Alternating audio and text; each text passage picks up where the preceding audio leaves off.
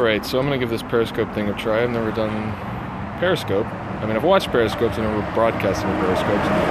So I figured a good excuse to do that be touring Mondo's original show. So there's only one day left in it. It ends tomorrow.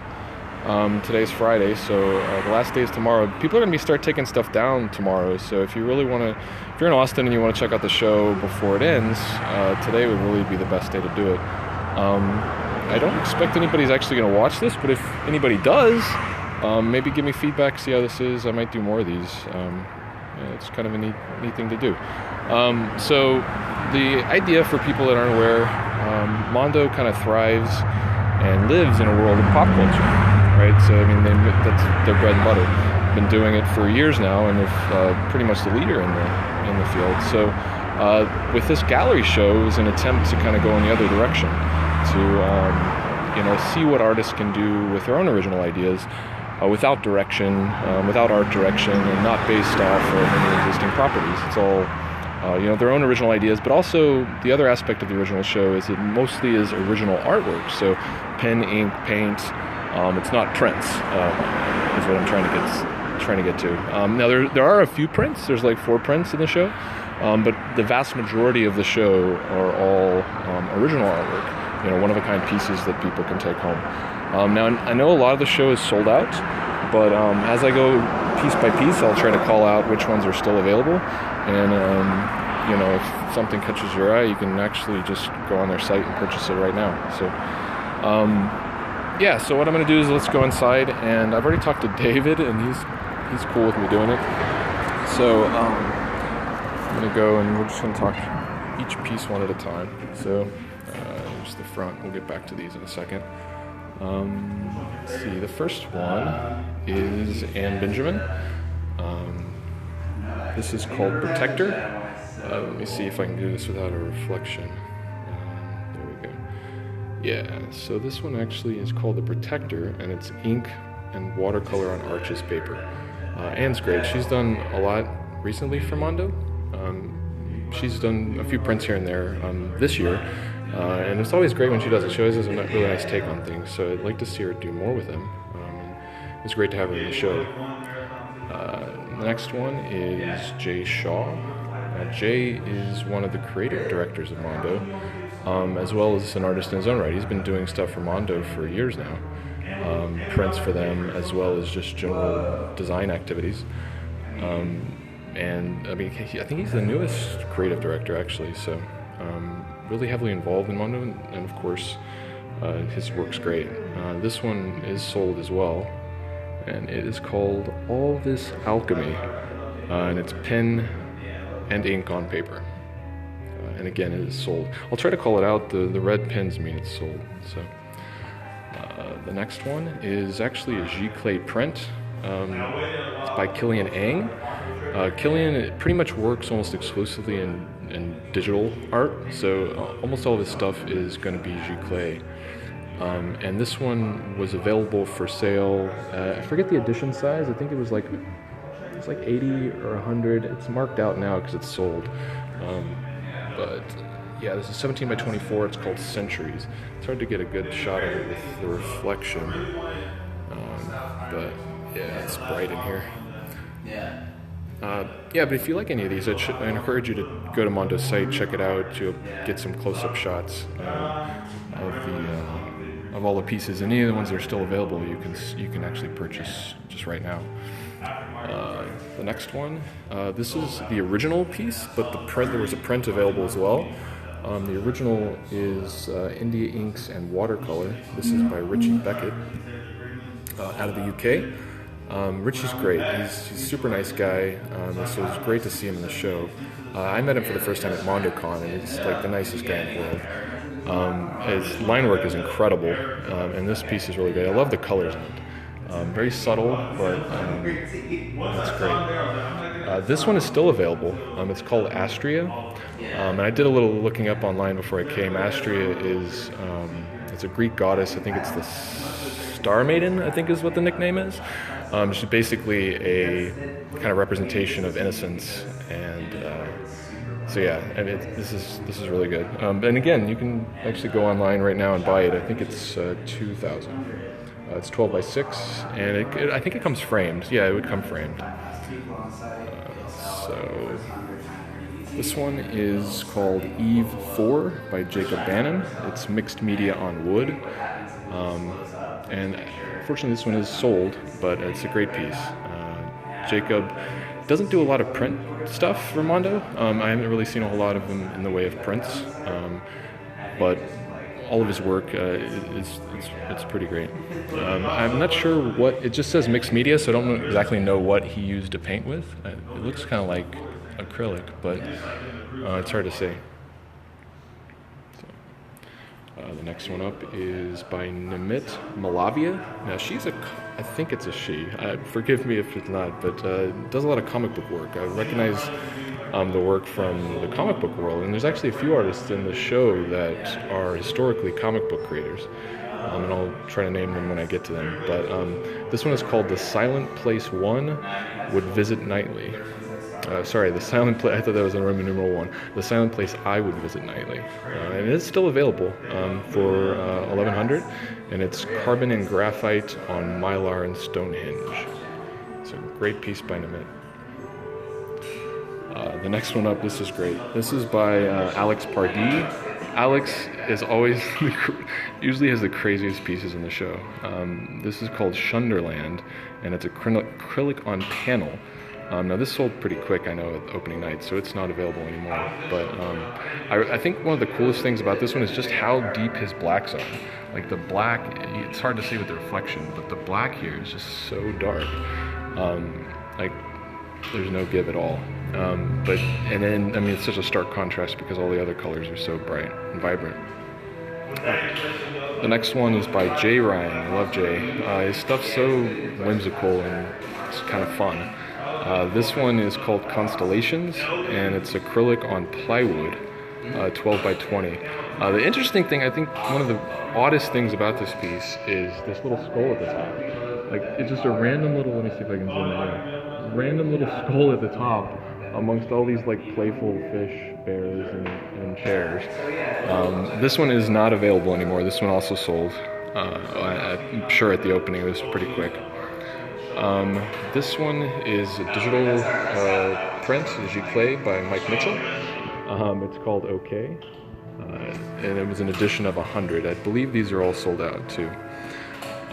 The funny thing about this one, it's almost like it's just a big calamity waiting to happen. Like you got this sleeping cat under a freaking three-legged TV stand with pizza that's about to drip on the cat and probably an open beer, and it's all just going to topple in a second, and they're like, oh, you're fucked. And then I really like the little Scully here on the side, just dangling from the television. And a little marker on the speaker. I know when I was a kid, I remember my sister used to always color on the television. It always pissed my mom off. And then there's there's flies humping on top of the pizza. Let's see if I can zoom in. No, it's not. There we go. So yeah, little flies having their way with each other on top of the cheese pizza. This one is by Rob Jones. He's also one of the creative directors at Mondo. It's called Tumor. It's ink and marker on French Speckletone sandpaper. This is the typical medium for Mark. This is what he's done all his griefs in. In addition to doing work for Mondo, he also does a lot of work for Jack White. His solo stuff in the last couple of years have been around this series of grief original pieces, which are based off of Charlie Brown, but it's all representations of himself. And this one is called Tumor. And this isn't actually part of the grief series, so I don't want to say it as if it's that. I'm saying this is it resembles a lot of those grief pieces in medium and style. So this one is called It's What's Inside That Counts. Rob's is not available anymore. It actually sold at opening, at the opening night. So this one is still available, and it's called It's What's Inside That Counts by Michael Sieben. It's acrylic on panel. It's 10 by 24. It's $1,000 actually. It's not that expensive for that size. Great colors. I like the palette that he used here. I've not seen a whole lot of his work though, honestly. I don't think he's done a whole lot with Mondo, but it's an interesting piece, and I'm interested to see what he does with them in the future. This one is Untitled by Mike Budai. It's acrylic on serigraph, so it's on wood. 18 by 22, and it's only $400, so this size of a piece for that price is pretty crazy. So acrylic and serigraph, so that means there's probably a screen printed element and then some hand painting is what I'm guessing. And yeah, for $400, that's crazy cheap. Great price, and it's still available, so you just go onto Mondo's site. So the way you get to their original artwork on the site, it's not on the front page, but if you go to the shop on the left and click the drop down, and there's an original art link, it'll take you all the pieces from this show as well as anything that was remaining from previous shows. The next one over here is by the Little Friends of Printmaking. It's called Moonbase, and it's a study. It's partial screen printed, and then some, I think it's a monoprint. Okay, so it's all screen printed on marbled paper. So it's a specialized paper that they use, and they did a screen printed layer on top of it. But it's a one-off, so it's not like a series or an edition. It's 20 by 28, and it's only $350 for a single one-off. And it's still available as well. So let's swing around, and I'll go over here next. Actually, I'm going to go over here. So this one is by Tara McPherson.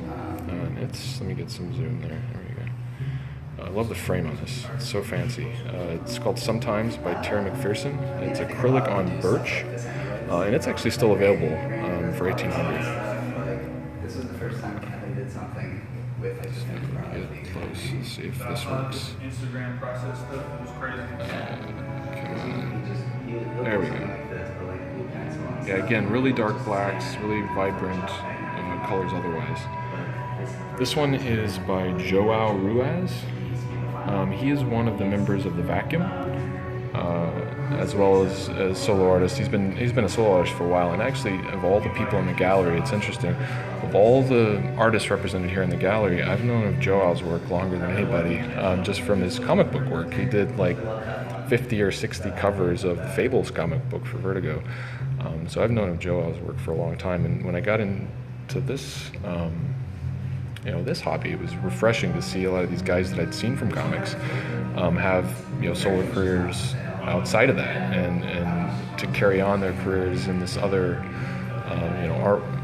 other world of art, I guess. So this is by Joao. He's also a member of the Vacuum, and there's a number, I think almost all of the Vacuum members, I know Vania is not in the show, but almost all of the members from the Vacuum are represented here. Vacuum is an art collective created by Aaron Horkey and Mitch Putnam, and they're all over the world, but this one is Joao's. He recently had a show at the Gilded Age, ThinkSpace rather, called the Gilded Age. And this one is not available anymore. It's called X. So it's a great piece. These two, actually, I'll show these two at a time just because they're kind of partners. And then I'll go to this one. These are by James Flames. The one on the right that I was showing was the original ink on board. This is kind of a blown up version of that is screen printed and then hand watercolored.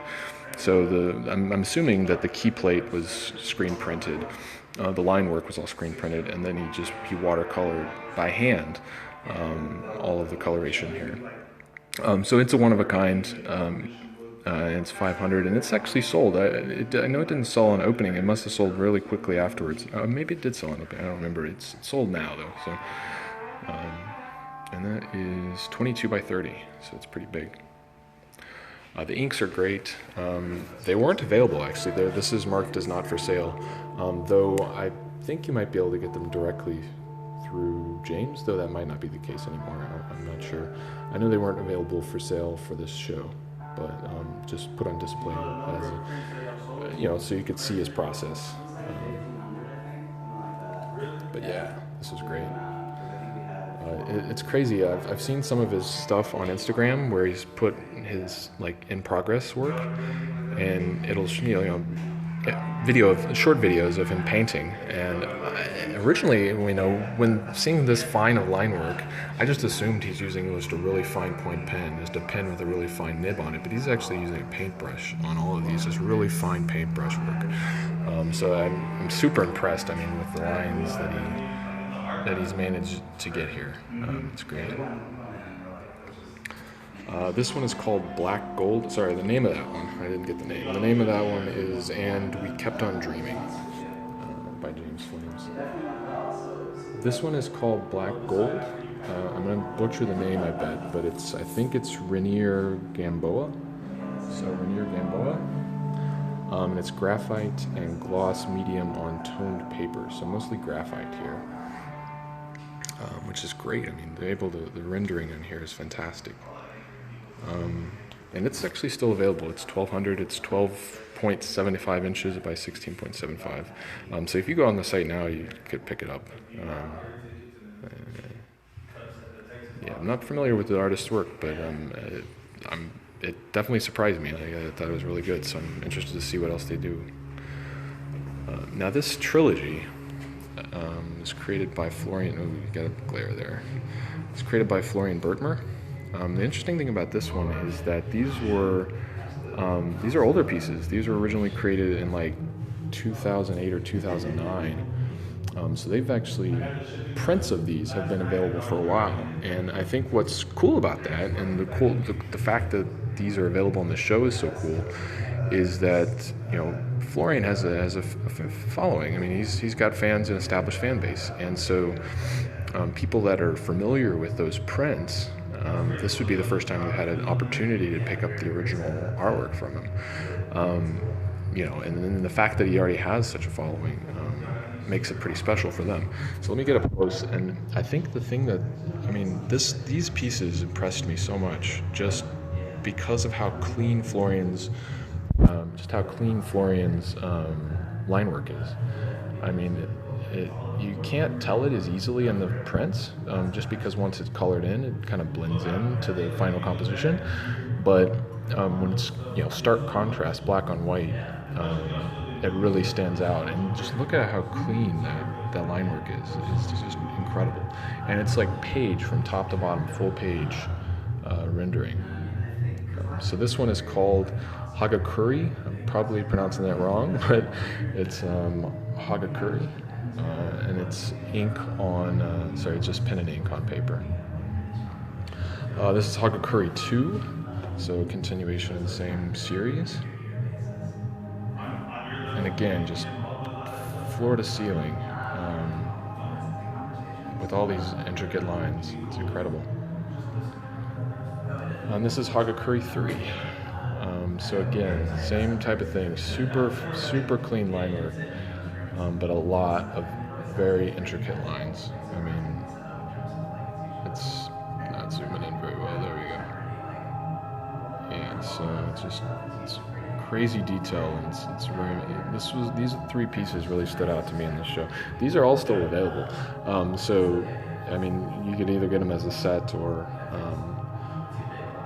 If you only just want one of them or whatever. If I were to be asked, I think my favorite one of the bunch is probably the third one. Like if I were to put on the spot and ask what my favorite is, and it's because of the whole love aspect. It's almost like dead love as a theme, which is kind of sweet. So it's almost like a Romeo and Juliet type of thing. So I definitely like that one the best out of the three, but they're all three really great. So this one is by Sunny Day of We Buy Your Kids, and I absolutely love Sunny. Sunny and Biddy are some of the best people that I've ever met, and at all, but especially within this community. They're so sweet, and it's great to have them in town whenever they're here. They're out of Australia, so they don't come a whole lot, but when they are here, it's great to chat with them. They're the nicest folks. This one is by Sunny, just Sunny alone. And it's acrylic on paper.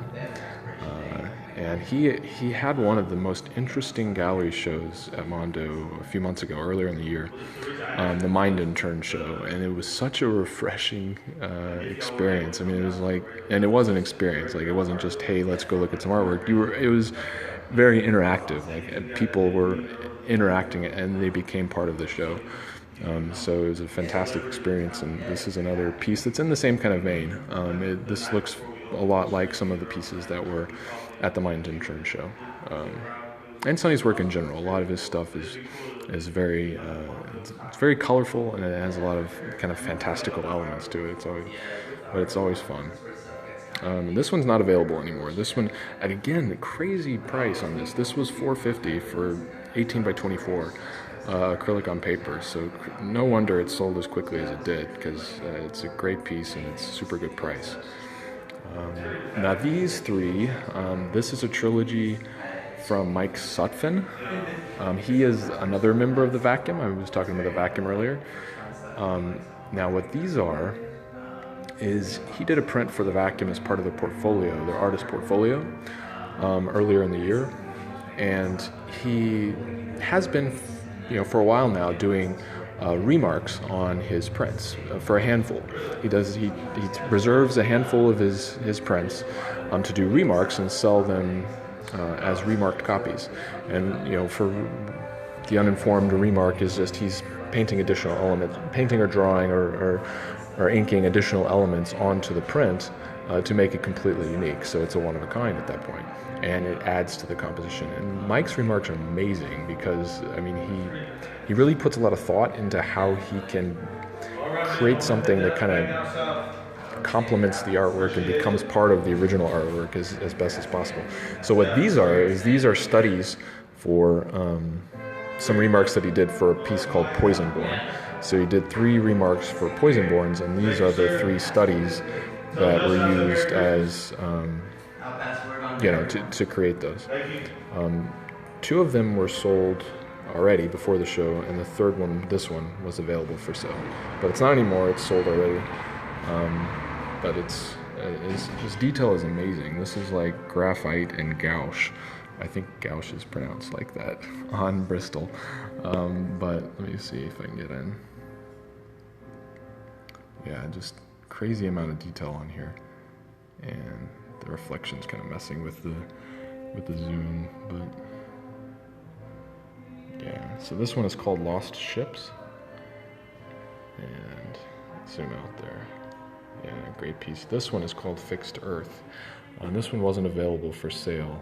From what I understand, the person that purchased the remark was offered it, and so it wasn't available in the show. But again, just super fine detail on this. And I love the kind of cloudiness that he's able to get in the gradation of his graphite. Shading is amazing. And this one is Void.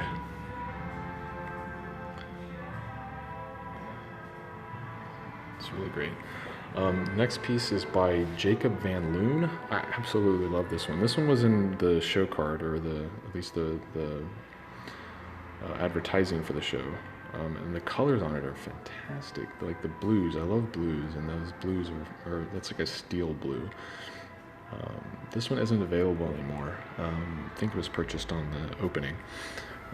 But this is a couple times we've seen stuff from Jacob from Mondo, so I hope to see them do more in the future. But the patterns are just, let's get in here close. Patterns are great. All this like gridding that he does. And then the colors, I love it.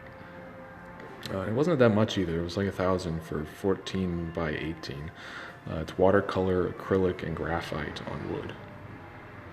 It's pretty thick. It's a pretty thick piece, you can see. This one is another print. This is the third of prints that or fourth. What's the other print? Yeah, this is the fourth. This is the last print. Sorry, I'm losing count. So this one, it's already sold out. It was an edition of 70, and it's by Todd Slater. These came a little late, I think, of Opening Night. They came a little bit later after the opening started, but they sold out super quick. It's a great image. And Todd's had a spectacular year this year. He's just been killing it. The stuff he put out at MondoCon was amazing. The peacock with foil. It's really good. Let me get a different view of this. It's worse. It's called, I don't know how to pronounce this, but it's basically a mixing of Awakened Sleep. So however you pronounce that is what this is called. All right, this one is by Nicholas Delort. Let me get out of the reflection. It's called The Shrine of Mother 2. I guess it's a series he's doing. He did one already that was part of a charity auction, and this is the second in that series. It's fantastic. He's another member of the Vacuum, so we've seen 3 so far. 3. And he works all with like scratchboard or clayboard, where it's a reductive technique where he colors a bunch in and scratches it off. Daniel Danger is another one that uses the same type of medium. But it's amazing, like his use of light is always incredible, and it's one of the most impressive aspects of his work. And this one sold, it's 9 by 12 ink on clayboard. All right, so I'm gonna go over here next, and this one is by Randy Ortiz. This is one of the 2 pieces. Let me try to get a good angle of it. It's hard to, yeah, so you're not gonna get a good shot of it with the reflection. Here we go. It's so bright here in Austin. This is called Yonder. He works pretty much, for all of his original work, he uses pastel, graphite, and charcoal. And I know he uses his fingers a lot and a lot of smudging, but he's able to get a ton of detail using that technique. And lately he's just been nailing it with the originals. Like he's just been coming out with so much, like he had a whole like gamut of releases for his MondoCon booth, like originals coming out every day, and he's posting them on Instagram, which is really great to see because you get to see kind of his process. Again, this one sold, I believe it sold on the opening night. This is the second of the pieces that he had, and this is amazing. I love this one. This is one of my favorites in the show. It's called Dearest Constance, I Am Not Well. It's 18 by 24, and it was only $700 for this size of a piece with this amount of detail. It's fantastic. It was one of I think it was the first piece to go, or if not, it was one of the first. But it's really great. I mean, the amount of like the detailing in the beard that he's able to manage with the pastels and the graphite. It's great. Alright, this one is by Kevin Tong. Now this is probably, let me see if I can flip this sideways, let's see if that works. So this is by Kevin Tong. This is, if not my favorite, one of my favorites in the show. I love it just for the fact, well, the image alone is fantastic, but Kevin is trying out a bunch of new stuff with this. I mean, he's typically works in digital art. I mean, a lot of his stuff is digitally rendered, or he'll hand draw pieces of it and compose it into a digital composition. But this one was entirely by hand, and I know he was talking about using new inking techniques where he's varying the line weights. Let's try to get close. There we go. So he's trying a different way of inking on this, and I know he was really excited about it, so I hope that means he's going to do more stuff like this, because it was really good. This one's called Amor Fati, like Latin for love of fate, I think is what it is. So like a love of one's own fate. Let's see.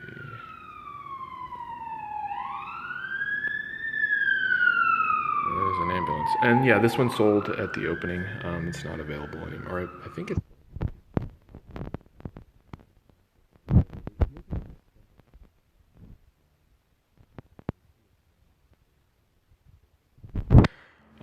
I don't know when that's coming out, but it looks great. And again, I think the most exciting thing about this is the fact that he's really into doing hand-drawn pieces again. So I hope that gets him trying out new things. I love the... Let's see. Yeah, I love the wording on this. It's great. This one by Jared Merault. It's called Dreadnoughts, or Dreadnuts rather. It's ink on moleskin. So he used moleskin paper. I'm not sure if it's, I'm looking for the fold line. I don't see it though, so I don't know. but crazy amount of lines on this. It's really great. I remember seeing him post about it when he was working on it on his Instagram. So check out his Instagram. He's got a lot of great stuff. He's only recently started doing stuff for Mondo, and it's all been really cool. And this one is still available, so it's still on the site as of right now. This one is by Becky Clunan, and she is another one, like I mentioned before, that I had known about long before I got into this community, just from her comic book work. I think the first time I saw Becky's work was on a demo, I think, with Brian Wood. I was a big Brian Wood fan from his DMZ comic, and so naturally I was checking his stuff out and found Becky through that. So I think her and Joe are the artists in here that I've known longer than anybody. And it's unavailable. This one already sold, so it's unfortunately not available anymore. But look at the crazy amount of detail she went into in here. She did a ton of work on this.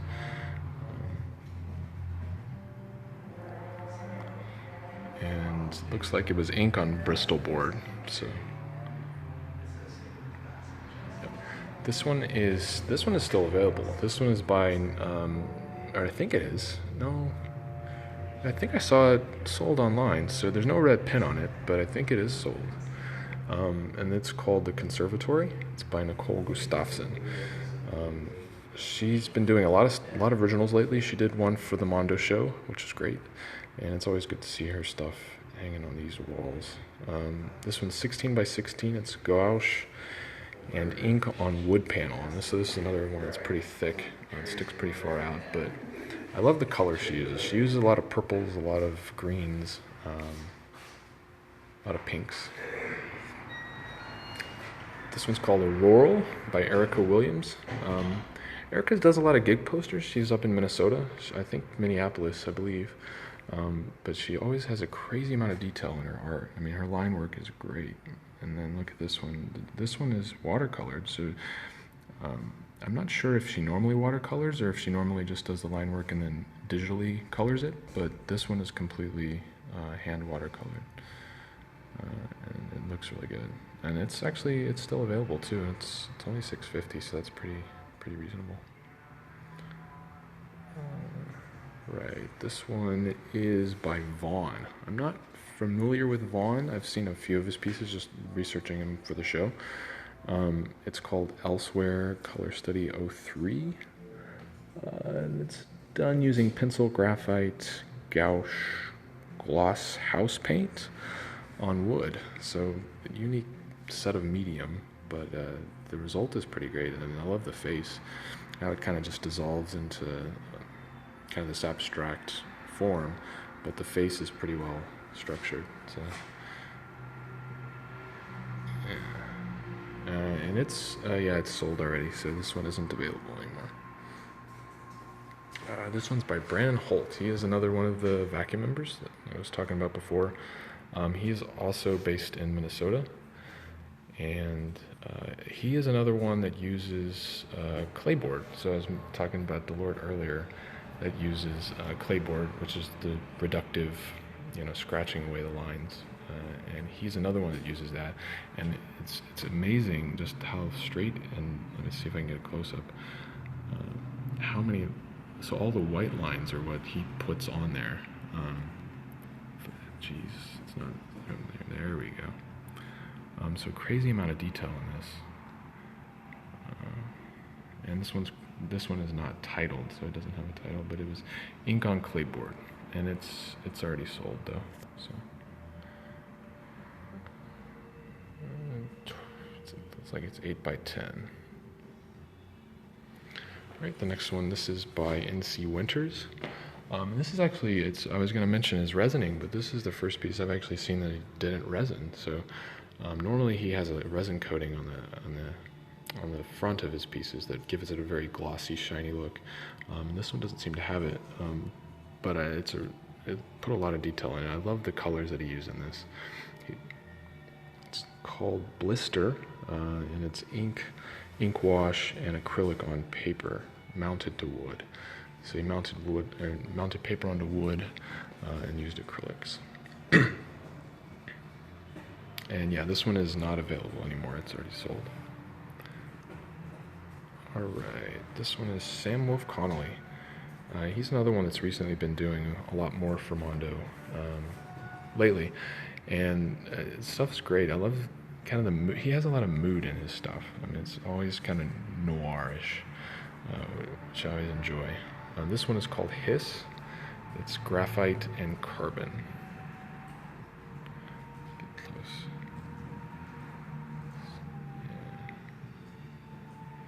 Yeah. Right. Next one. This one's Enamel on Reclaimed Wood by Drew Millward. The title is Naive Mask 1, Blues for Redcar. And Redcar, I think, is a charity organization. So unless I'm wrong, I believe all the proceeds for this went to charity. And it's not available anymore. And Millward's another one that has been doing a lot more lately for Mondo, and it's always great to see his work. It's always super unique. Like, you can always point it out when you see something from him. This one's by John Vogel. It's called The Hunt. It's pen and ink on Bristol, 11 by 14. This is another one that I really was blown away by how clean the line work was. You can just see when I zoom in just how detailed all those lines are. And this one is actually still available, so you could pick it up. Right, this one is by Diana. I'm gonna mess the name up. Diana Sudica. Diana Sudica. It's gouache ink on mounted playboard, sealed with a matte varnish. The title is Lynx. Now this one is already sold. I'm not familiar with Diana's work, so I'm gonna have to look it up. But it's a really neat piece. They would lead her back home. I'm curious what the story is behind this one. There's got to be something. This one, Tegan White, she's great. She is also based out of Minnesota, and she's been doing some originals lately for Mondo shows. She did one for Jurassic Park, which was fantastic. She has an interesting in that her style is so varied. Like, she does everything from like children's like holiday cards to like really kind of heavily rendered pieces like this where you get a lot of detail. So she's very varied in her style. She can versatile, I guess, is what I'm trying to get at. And this one is called The High Keening Trees Annihilate Yourself. And it's sold, unfortunately. I would have loved to pick this one up. Yeah, it's the contrasting color between the mostly black animals and the bright pink flowers is great. And it was watercolor. It's Gaussian watercolor. So this is a one-of-a-kind lino cut. So it's, I'm not sure what that process is, but I imagine it involves cutting, almost like stencil work. It's untitled by Denton Watts. He's a young artist, up-and-comer, and I've seen some of his stuff recently on OMG posters, so it'd be interesting to see where he goes from here. This is a good one. It's still available too. Next one is by Vanessa Foley. Now, I've been following Vanessa's work for a bit now, and she's out of the UK, and she does a lot of birds, and I absolutely love them. She mostly works in graphite, though she's been graphite and acrylic. For her black and white stuff, she uses graphite, and for her color stuff, she typically uses paint, but she's been experimenting with colored pencils lately, and the results have been fantastic. But you can see how much detail she gets with her graphite. It's just so well rendered. And yeah, this one is called The One You Feed. Yeah, and unfortunately it's sold. I would have loved to pick this one up too. I have a couple of things from Vanessa, and I'm hoping to get more in the next year. Right, this is by Jess Siemens. And she is one half of the art duo Landland. She's in Milwaukee. Landland is based out of Chicago. She's also a member of the Vacuum, so another Vacuum member here. This one is called Fuja, which I think I was looking up the name for that one. I have a weird thing with names. I always like to try to understand what the name of the piece informs us. And this one, Thuja, is like a medicinal herb of some kind. So I'm sure there's a story there. But I love Jess's work. She always, this one is in gouache and watercolor, but I love just how much detail she gets with her watercolors. Like, that is super hard to do, and just how much fine detail she gets in them here. And she puts so much thought into all the little tiny things, like all the little teacups hanging in different directions, and all the little wood pieces turned in different ways. And even so much as this little basket or mosaic basket thing that this dude has his foot on. So yeah, and this one's actually still available. It's surprising. I was contemplating picking it up myself. But right now it's still available on the site. Again, it's gouache and watercolor on paper. This is by Jason Edmiston. He's another one that he does a lot of stuff for Mondo. He almost exclusively does acrylic paintings that are eventually rendered either via giclée or screen print. And it's crazy the way that he's able to make his paintings via screen prints. But he does a lot of stuff for Mondo, and he mostly does pop culture related stuff, so stuff based off of movie properties or whatnot. This is an all original piece though, and it's again acrylic on wood. It's called Creature of the Night. Let me get in close, and it's still available. So. It's great. He recently had a solo show as well earlier in the year, which was so unique. It was called Eyes Without a Face, and it was basically just zoomed in eyes of a bunch of different characters. So the fun part of that was just trying to pick out what each of the characters are. And that was a really fun show. And successful. I know the response for that was fantastic. And come around here. This is, and that one's still available. Jason's still available. Let me see if I can do it without the reflection. This is terrible reflection. This is Ken Taylor's painting for the show. It's untitled, but it's acrylic on board. And Ken is another member of, let me get this, see if this works. Come on.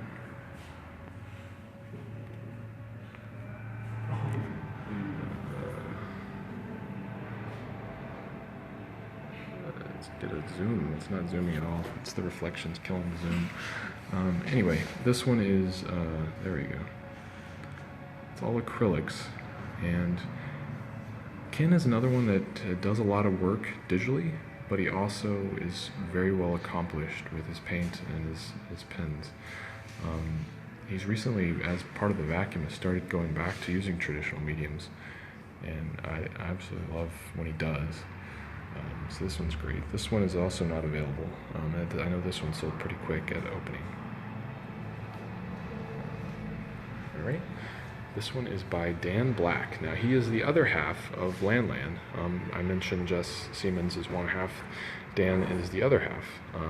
He is based out of Chicago. And, sorry, this is rolling up. He also does some work for Vacuum as well. He does a lot of the lettering, a lot of the production aspects of it, as well as his Lan Lan work. He does a ton of stuff for Lan Lan. And let me try to get in here without the reflection. And the cool thing about Dan's work is just how detailed he gets. It's hard to get a quick picture. There we go. So you can see all the fine lines here, and it's super detailed. And this is the first time Dan used clayboard, actually.